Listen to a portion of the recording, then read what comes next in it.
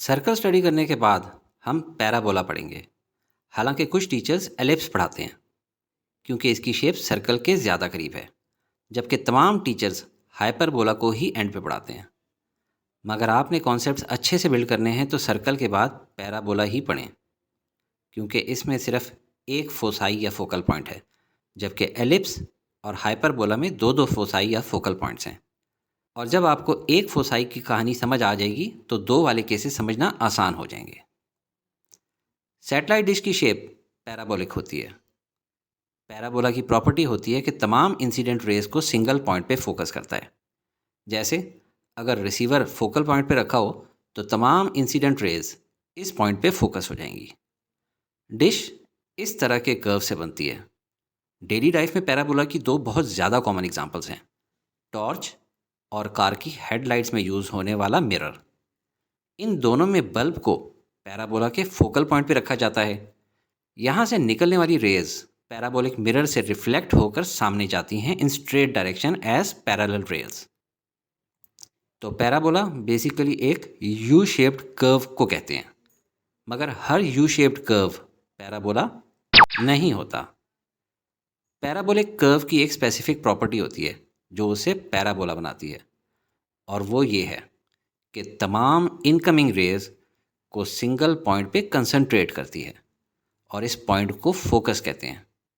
हर parabola में focus point होता है और यही पैराबोला को यूज़फुल बनाता है। पैराबोला में फोकस की उतनी ही इंपॉर्टेंस है जितनी कि सर्कल में सेंटर पॉइंट की। सर्कल को डिफाइन किया जाता है with regards to its centre. It is a set of points on the same plane which are at an equal distance from a single point. इसी तरह पैराबोला को define किया जाता है उसके फोकस पॉइंट की मदद से। कैसे? चलें देखते हैं। किसी प्लेन पे एक पॉइंट लें और उसको लेबल करें पॉइंट F। अब एक स्ट्रेट लाइन लें और उसको नेम दे दें L। अब जो बात करने जा रहा हूँ उसको गौर से सुनें। अब हम वो पॉइंट्स कंसिडर करेंगे जो पॉइंट F और लाइन L से इक्वल डिस्टेंस पे हों। क्या इस प्लेन पे कुछ ऐसे पॉइंट्स हैं? यस। इस पॉइंट P1 को कंसिडर करें। ये पॉइंट F से और लाइन L से इक्वल डिस्टेंस पे है। इसी तरह एक और पॉइंट P2 कंसिडर करें। इसका डिस्टेंस भी पॉइंट F से उतना ही है जितना कि लाइन L से है। एक और ऑब्वियस पॉइंट मिड पॉइंट है, उस परपेंडिकुलर सेगमेंट का जो कि पॉइंट F और लाइन L को मिलाती है।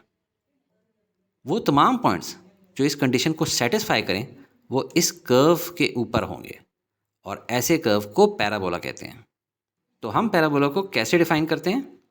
Set of points in a plane which are equidistance from point F and line L, और इनको स्पेशल नाम दिए गए हैं। पॉइंट F को पैराबोला का फोकस कहते हैं और लाइन L को इसका डायरेक्ट्रिक्स। और आपको समझ आ जाएगी कि पैराबोला की एसेंट्रिसिटी 1 क्यों है, क्योंकि distance between P1 and F और distance between P1 and perpendicular distance to directrix equal होता है। मतलब पैराबोला की शेप और पोजीशन पॉइंट F और लाइन L पे डिपेंड करेंगे। चलें देखते हैं। अगर हम इस पॉइंट को फोकस लें और इस लाइन को डायरेक्ट्रिक्स, यानी दोनों में थोड़ा डिस्टेंस ज़्यादा कर दिया है, तो अब हमारा पैराबोला ऐसा बनेगा। चलें अब थोड़ी डायरेक्शन चेंज करते हैं। अगर ये लाइन हमारी डायरेक्ट्रिक्स हो और ये हमारा फोकस, तो अब पैराबोला की शेप कैसी होगी? इस तरह की, ओपनिंग अपवर्ड्स।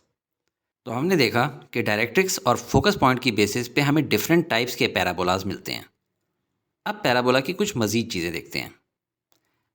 इस पैराबोला में अगर हम एक लाइन ड्रॉ करें जो फोकस से पास करे और डायरेक्ट्रिक्स के परपेंडिकुलर हो, तो देखें पैराबोला का वो हिस्सा जो इस लाइन से ऊपर है वो नीचे वाले पार्ट का एग्जैक्ट मिरर इमेज है, यानी parabola is symmetric about this line. और पैराबोला की इस लाइन को एक्सिस कहते हैं, और ये पॉइंट जहाँ पे पैराबोला एक्सिस को इंटरसेक्ट करता है इसे वर्टेक्स कहते हैं। वर्टेक्स से डायरेक्ट्रिक्स तक का डिस्टेंस और वर्टेक्स से फोकस तक का डिस्टेंस इक्वल होता है। अब बताएं कि इस पैराबोला में एक्सिस और वर्टेक्स क्या होंगे? ये इसका एक्सिस है और ये पॉइंट इसका वर्टेक्स। अगली वीडियो में हम इक्वेशन ऑफ पैराबोला देखेंगे।